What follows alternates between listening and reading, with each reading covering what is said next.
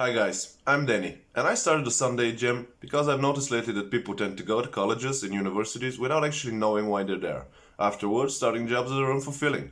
So I'm interviewing different professionals to see what they have to say and to share their experience and knowledge with you. I hope you enjoy it. Right on, Miruna. Welcome to the podcast. How are you doing? Hello, thank you for having me. I'm well. I'm well. Enjoying the weekend. I Right have a on, long glad to hear. weekend, a vacation, so I'm really happy these days. It's actually vacation time, so I don't blame you. The podcast will be focused on three main questions. What do you do for a living? How'd you get there? How'd you know that this was the way to go? So, tell us what you do for a living. I'm a senior product manager for software products, and I'm currently working for a US-based company, a company that started basically in US, and the headquarters are in US, but they have offices in many other countries in Europe as well. They also have an office here in Romania, and this is where I'm located as well. It's mainly telecommunications or field. I've been here for 1 year, and I've been doing this job for 7 years now, almost. Yeah, it's challenging, very diverse in terms of activities, but it's very enjoyable. And Totally the other worth hand, it. I can only assume fulfilling. Yeah, it is. Right on. And how'd you get there? Well, I didn't imagine I will get here, to be honest. I didn't even know about the job before I actually got the opportunity to do it. So I started, when I graduated, I started working as a marketing representative. I did many kind of different jobs and roles that were all related to marketing, business development, market research, advertising, marketing in general, and so on. And to be honest, I didn't even know that this job exists. I was a bit bored of the marketing activities because I had this feeling that everything is super repetitive and I only do, like the same things all the time. The range of activities I do is very limited somehow. And then I was working in a Romanian company for a Romanian company in Bucharest in marketing. And the company also has an office in the city where I'm located now, in Cluj, in Romania. And someone from that office came to visit the Bucharest office, and he was basically managing a business unit of the company. And he was searching for a person who would do this product manager job for his business unit. And he asked me, would you like to try this? And I said, oh, well, yeah, why not? I had to move to Cluj, from Bucharest to Cluj for this job. I didn't know what it is about. It just sounded very excited when he told me what the activities are, what the job would ask for me, and so on. And then once I started doing it, I realized it's the range of activities you have to do is very diverse because you have to work with engineers, you have to work with marketing, with sales, with customers to understand their needs, and so on. With design, UX, UI people, with market researchers, and so on. So basically, it's like being a generalist, a person who works with many people in many different fields and understands and is able to coordinate their effort in order to make sure that the products a company builds are, meet the and maybe even exceed the needs of the customers. And I said, okay, this is what I'm searching for. This is who I want to be and what I want to do in my career. And it was So it's a basically like an good choice. in-between link, and you kind of have to have pretty solid social skills and communication Yeah, skills. Right on. exactly. That's pretty interesting because you know there are different kind of people. Let's put it that way. And there are people who are just straightforward and they basically don't pay much attention to the surrounding. And there are other people that basically are owing to people. And it's pretty interesting. I've interviewed a couple of folks from both lines, and it's pretty interesting to see the contrast. And how did you knew that this was the way to go? How did you, because you graduated marketing and economics, and then you went into that field. You've been in that field for quite some time now. How did you knew that this was the way to go, that this should be your path? Was it like a gut feeling? Were you influenced by somebody or something? What exactly happened?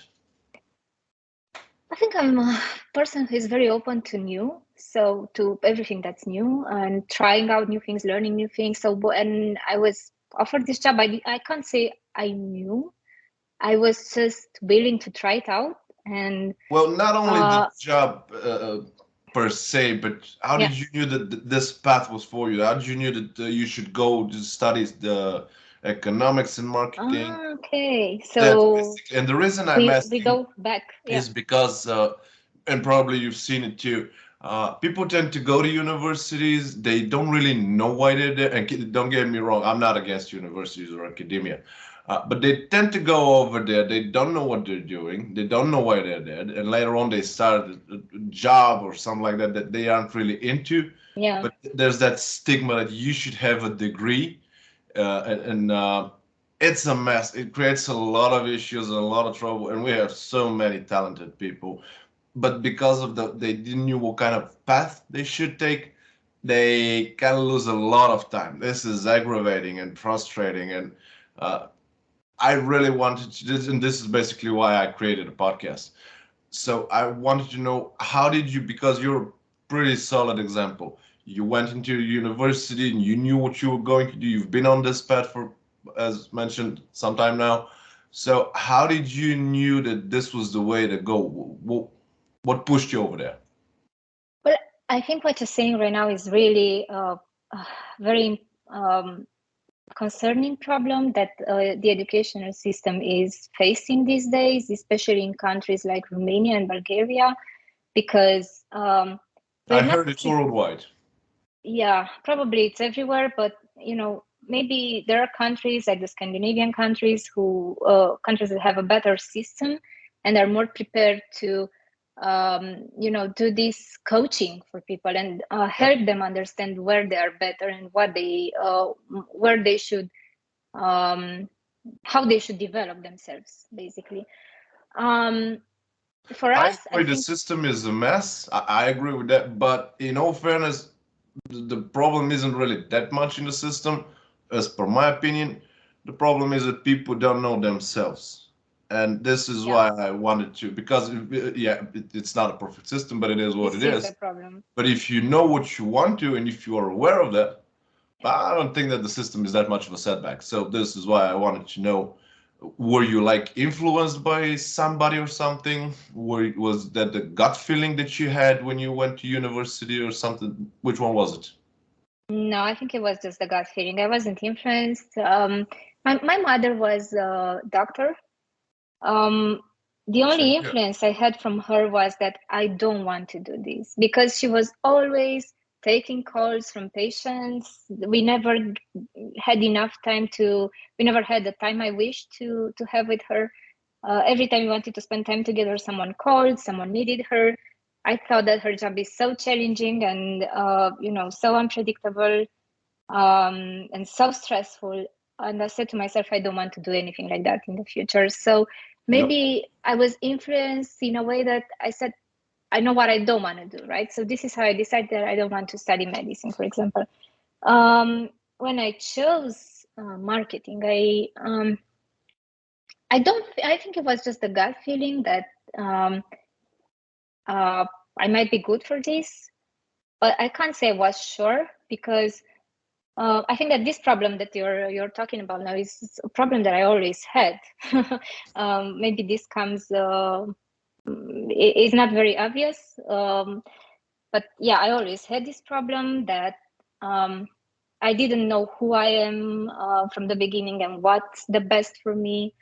Um, but I was open to discover it, to try out things, uh, to to because I also think that I'm the kind of person who needs to try things out in order to see if they are a fit or not for me. I'm not the kind of person who just like simply read about something and then say, okay, I'm good or I'm not good for this. I just need to see how it feels like when I'm actually trying to practice that thing or do it.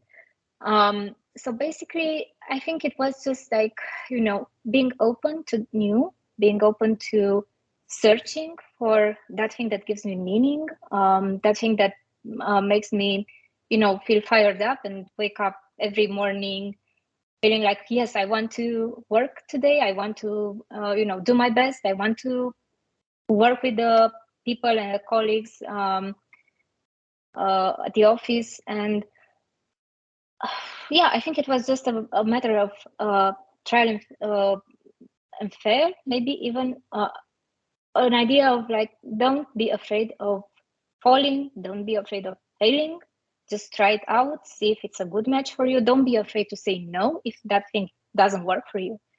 Don't be afraid of changes, right? Just explore things and don't be afraid to like push yourself to the limits, because this is how you learn things about the world and about yourself and about your place in the world, right? And I think that the experience that we had studying abroad and meeting people from other cultures and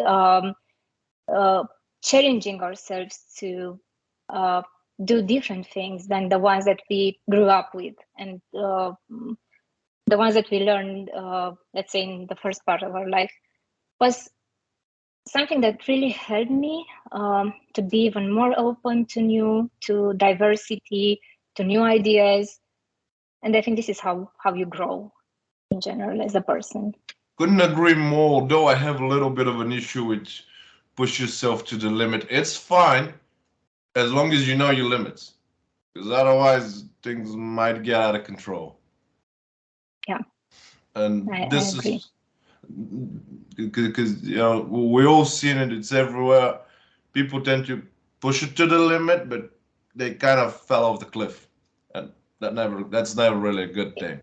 It happens sometimes. Yeah, it can happen. But being afraid of trying out things, um, it might also not. It might not lead to Couldn't agree wonderful more. results in some In your cases. fairness, just think about it. Both of us, we Yeah, do things for a living today that 10 years ago were basically unheard.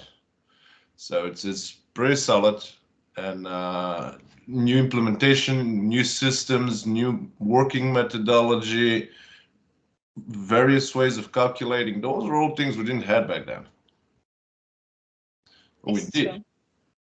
But I So hear you and I understand what you're saying that, I think that the work environment today can get very toxic sometimes if you don't know how to um, take care of your personal stuff and to make time for your personal life. Then this, especially the corporate culture that um, has been expanding a lot lately, can put a lot of pressure on individuals and over.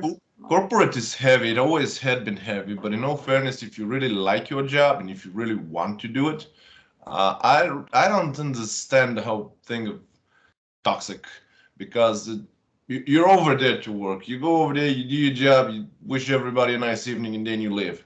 So I've heard from my colleagues that there were toxicity here and there, whatever that means. But I really never understood, because I'm just like that kind of a guy who really doesn't pay that much attention to that kind of thing. I'm more, into, accountants aren't known for our sensitivity. Yeah, I guess it depends how much peer pressure you can take, right? And because some people can be very sensitive to this, and if, let's say, everybody in your company works like 15 hours per day, you might feel like I have to do it as well, right? And then you might push yourself to those limits that, or maybe beyond your limits, and forget that you also have a personal life and you also need to have, to enjoy life and to do things for yourself. Couldn't agree more, and I really love the whole gut feeling thing. It's something special and natural. I really can't explain it, but it's remarkable. Miruna, thank you for being here. Thank you so much. It was a pleasure. Pleasure having you. Bye. Guys, I hope this one was useful. Please follow the channel on YouTube, Rumble, Gap, Twitter, Facebook, and LinkedIn. Ring the bell and all the good stuff. Have a nice week ahead, and I'll see you next Sunday.